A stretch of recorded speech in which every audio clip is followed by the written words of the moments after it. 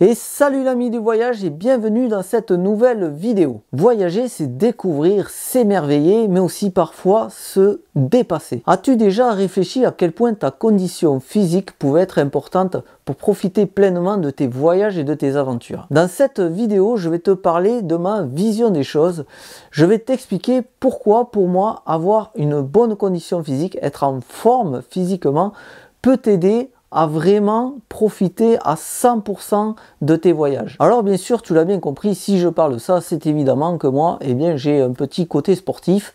Voilà, j'aime bien me dépenser, donc c'est pour ça que j'ai réfléchi à cette question dont je vais t'exposer mon point de vue. Première chose, être en forme, c'est avoir plus d'énergie pour explorer. Et oui, parce que si tu as voyagé, tu l'as sans doute remarqué, beaucoup de belles choses, énormément de trucs fantastiques à voir sont difficiles d'accès. Donc il faut avoir une bonne forme physique pour pouvoir y accéder. Imagine-toi par exemple aller faire des randonnées au sommet des Dolomites en Italie ou encore explorer les temples d'Angkor sous un soleil brûlant. Eh bien, pour faire ça, ça demande quand même une certaine endurance physique. Et donc, pour vraiment savourer ces instants de découverte, pour admirer pleinement ces trucs magnifiques, eh bien, il faut quand même être en forme, quoi. Il faut pas, voilà, si tu es crevé, si tu es au bout du rouleau, franchement, tu vas pas apprécier ce genre de visite. Par exemple, quand je suis allé voir la montagne Arc-en-Ciel au Pérou, il faut savoir qu'elle se trouve à 5200 mètres d'altitude. Et là, ben, faut quand même être en forme parce que tu grimpes à pied. Et pour grimper là-haut à pied, déjà, il faut du courage. Mais il faut aussi de l'endurance. Et donc, malheureusement, si tu es une personne sédentaire, eh bien, tu vas tout simplement souffrir et peut-être même, tu seras obligé de t'interdire certains treks, certaines découvertes ou même renoncer en plein milieu de l'aventure. Et ça, ce serait vraiment dommage. Ensuite, avoir un petit côté sportif, ça peut t'aider aussi, encore une fois, à profiter de ton voyage, mais en variant les activités. Tu vas pouvoir faire plein de trucs, je sais pas, de l'escalade, de cascade de glace par exemple, du canoë-kayak, du rafting, du canyoning, voilà, des activités nature qui demandent quand même un petit peu d'énergie.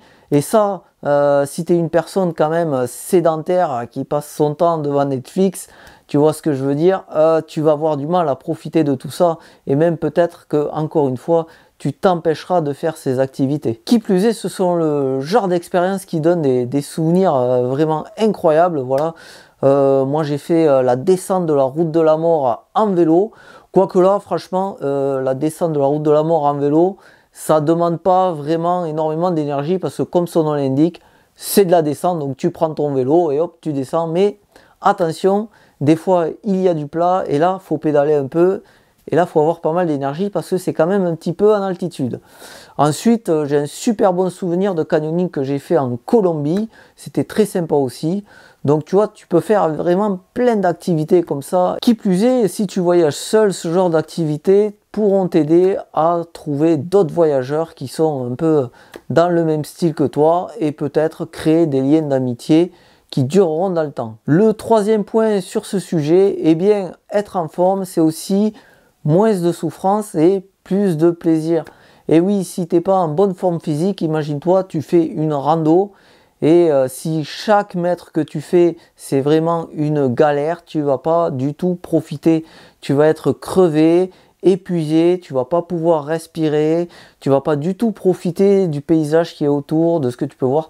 Tu n'en auras vraiment rien à foutre. La seule chose qui t'importera, ce sera de te reposer, de souffler ou carrément que ce soit vite fini ou même de faire demi-tour. Voilà, moi je peux te parler par exemple d'une rando que j'ai faite, j'en ai parlé un peu sur cette chaîne YouTube. C'est le trek du Chachani, voilà, pour aller au sommet de 6000 mètres. J'étais pas en forme, alors c'était pas parce que j'étais pas en forme physique, c'était, bon déjà oui, ça faisait un mois que je faisais plus de sport là, parce que c'était pendant mon tour du monde, donc j'avais quand même beaucoup moins de cardio, mais surtout j'avais mal dormi la nuit, et je te jure que cette randonnée a été une pure souffrance. J'ai pas du tout apprécié le truc. En plus, on a eu mauvais temps, donc on n'a même pas pu arriver en haut. Quand on est redescendu, moi je pouvais plus marcher, j'arrêtais pas de tomber. C'était vraiment horrible. J'ai passé un des pires moments de mon tour du monde. Donc vraiment, tu vois, encore une fois, être en forme, c'est quelque chose d'important quand on voyage. Ensuite, être en bonne condition physique, eh bien, ça peut te permettre d'économiser en voyage. Et ouais, ben, tout simplement, si tu peux marcher longtemps, tu vas éviter de prendre les taxis, les transports en commun, bref, tout ce qui coûte des sous. Par exemple, moi, quand une distance n'excède pas 5 km, je marche. Voilà. Quand ça fait moins de 5 km ou 5 km, eh bien j'y vais en marchant. Voilà, quand j'arrive dans une nouvelle ville, si mon auberge n'est pas loin, eh bien j'y vais en marchant, même avec mon sac sur le dos, sauf la nuit bien entendu, parce que la nuit ça peut être dangereux.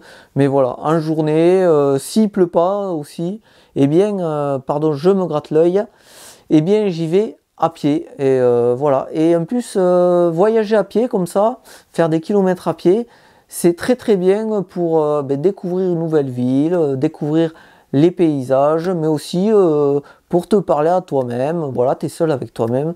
Tu peux faire pourquoi pas des projets, réfléchir sur ta vie.